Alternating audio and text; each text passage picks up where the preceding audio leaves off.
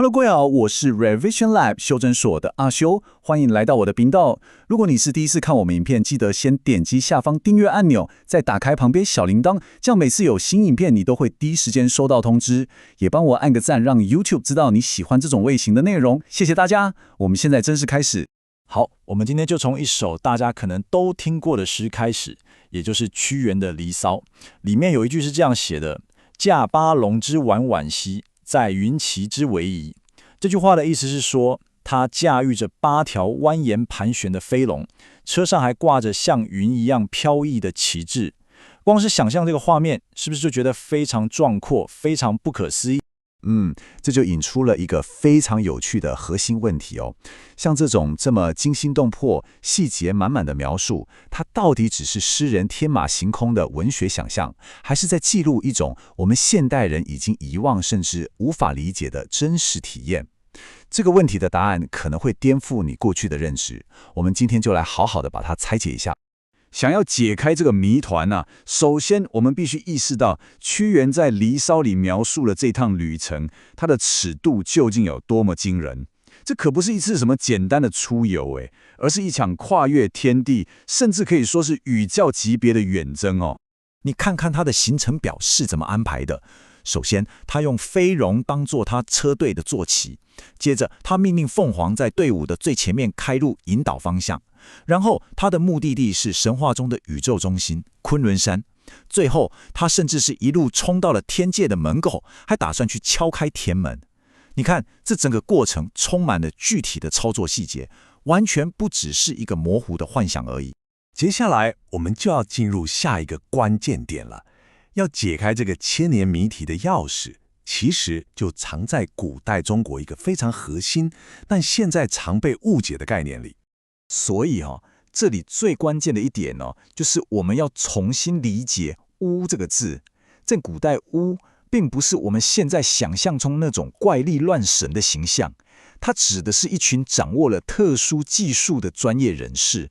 而這項技術就是讓自己的靈魂可以脫離身體，在精神世界裡面自由的旅行。如果你正在聽，這部分非常值得你筆記下來。現代的比較宗教學研究已經把古代的巫跟世界各地普遍存在的薩滿，也就是 shaman 這個現象，直接畫上了等號。這個連結可以說是非常非常重要，因為它提供了一個現代化的理論框架，讓我們能夠重新去理解巫的能力，特別是那種被稱為靈魂飛行或者狂喜之旅的特殊體驗。那這個薩滿的世界觀到底長什麼樣子？我個人覺得這部分特別有意思哦。它就像是為我們揭示了古代的巫在進行靈魂飛行的時候，他腦中所依據的那張宇宙地圖。在薩滿的宇宙觀裡面，世界並不是一個單一的平面，它被很清晰地劃分成上、中、下3個層次，分別就是天界、我們所在的人間，還有地界。這3個世界各自獨立，但彼此之間又是有通道相連的。那麼，要怎麼樣在這3個世界之間移動呢？他們相信，宇宙的中心存在着一個所謂的宇宙軸，這東西就像是一個貫穿3界的電梯。而這個宇宙軸的具體形象，通常是一座神聖的巨山，比方說昆崙山，或者是一棵能夠通天的神木。薩滿的靈魂就是順着這個通道，在天地之間自由遨遊的。而這張對比可以說是完美的呈現了一個核心的差異。在薩滿的世界裡，動物的地位跟我們現在想的完全不同。它們不是被創造出來比人類次等的存在，它們是神聖的夥伴，是精神上的向導，甚至能夠跟人類直接溝通。這跟後來大部分制度化的宗教裡面那種人類高於萬物的觀念，形成了非常強烈的對比。在這樣一種世界觀底下，萬物皆有靈山川草木都有它自己的意識，人和動物之間的界限是模糊的，甚至可以互相變形。這是一種高度流動、充滿生命力的宇宙觀。好，有了這個背景知識之後，我們再回頭去看《離騷》，整個感覺就完全不一樣。當我們帶入這個巫還有薩滿的視角之後，屈原的這一趟旅程就從一場看起來不可能的幻想，變成了一次非常寫實的靈魂飛行記錄。詩裡面寫道：“朝發軫於蒼梧兮，兮於至乎獻卜。”意思就是說，我早上才從南方的蒼梧出發，結果傍晚就抵達了昆崙山頂上的玄圃。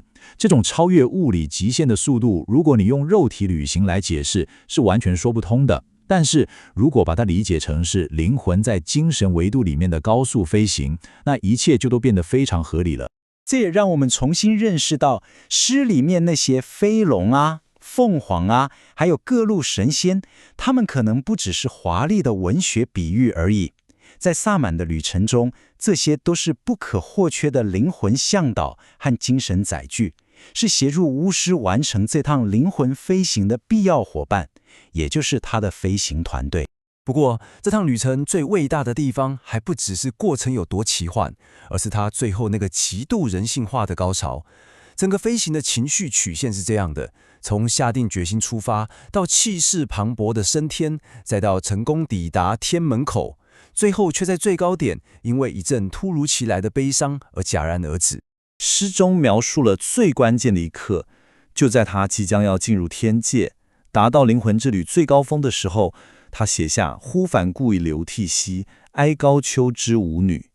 他說：“我忽然回頭一看，眼淚就忍不住流了下來，因為我悲傷的是，在這崇高的天界，卻看不到我在人間所效忠的君王。”你知道嗎？就是這一眼，讓整個靈魂飛行的龐大儀式瞬間停擺了。這說明了什麼？這說明了屈原的人世情感，他對故國、對君王的忠誠與牽掛，最終竟然壓倒了那場追求超脫的宗教體驗。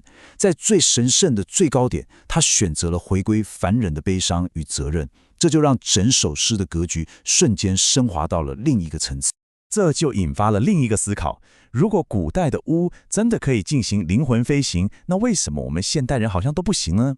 一個流傳已久的神話，或許剛好就提供了答案。這個神話事件被稱為絕地天通。根據古書記載，在上古的某個時間點，因為人跟神混雜在一起，導致整個世界的秩序很混亂，所以天帝就命令兩位大神用物理的方式強行切斷了凡間跟天界之間的直接通道。這次的斷線事件可以說是徹底改變了人類的處境。在絕地天通之前，是一個神與人可以自由往來的黃金時代，幾乎人人都能跟上天溝通。但在那之後，世界被一分為二，天地殊途，只有極少數受過專業訓練的巫才能夠重新建立起這種微弱的連結。但這其實是一場巨大的權衡取捨。